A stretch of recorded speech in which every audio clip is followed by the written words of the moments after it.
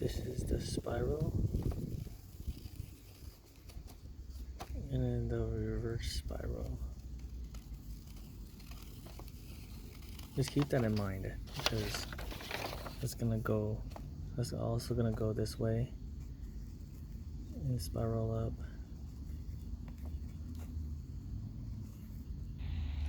And it's also gonna go this way. From the side. That's why it's called the helix. The helix, like the DNA.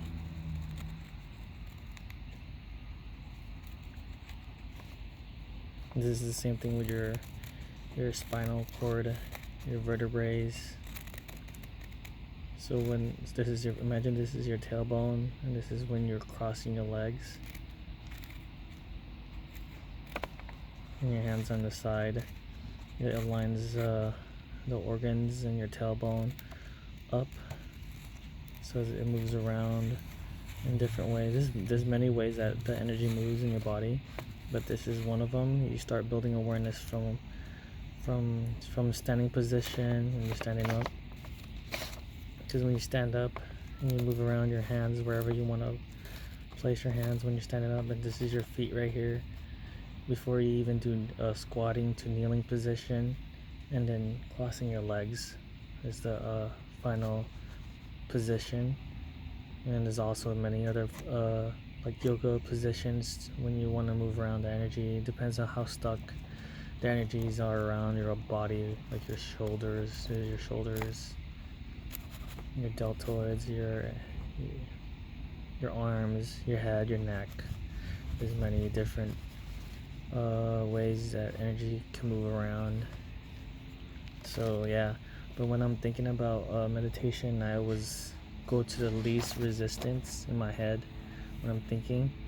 So like if I wanted to focus on this first spiral, I just push on a certain direction that I want to focus on, but I'm still moving in a spiral. Because you want to focus on something that's least resistance in your mind. So when you close your eyes, you think about something that you're comfortable about, and just hold on to that.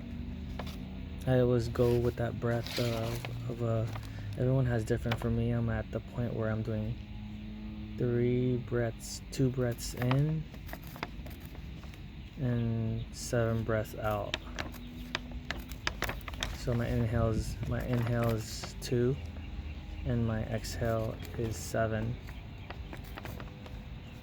But it all changes. You can get the app for a breathing exercise, breathing meditation. Just focus on relaxing first before you can focus going up to the higher energy, which is the higher conscious, your crown chakra, because that's when you have clear visuals in your head that you could focus on the symbols like this and just meditate on the spiraling out.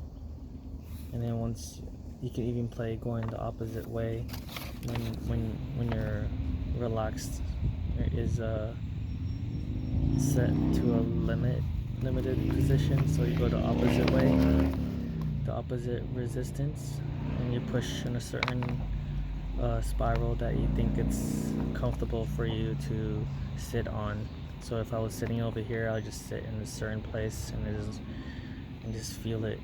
It moves around because your mind, your brain. Wait, let me see. I'm trying to draw a brain.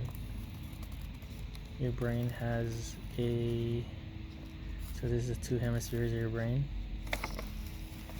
Your brain will think on certain spots while it's going to the center. It's moving around and around until it gets to the center, because you're actually combining both of the hemispheres of the brain. It becomes more cohesive, more cohesion, so more centered, more balance, more organized thoughts. So yeah, it just relaxes different parts of the brain and makes it centered. So this is why the spiral is really important. This is why you see this in like symbols around the world, like the swastika, and you even see it like in Buddha. This symbol is really powerful, the spiral. it could be misused too for dark purposes, obviously, just like any symbols. But yeah, this is what I focus on when I'm feeling around my body. I just feel the energy move around in different parts, and I'll show you how it looks like when on a physical form.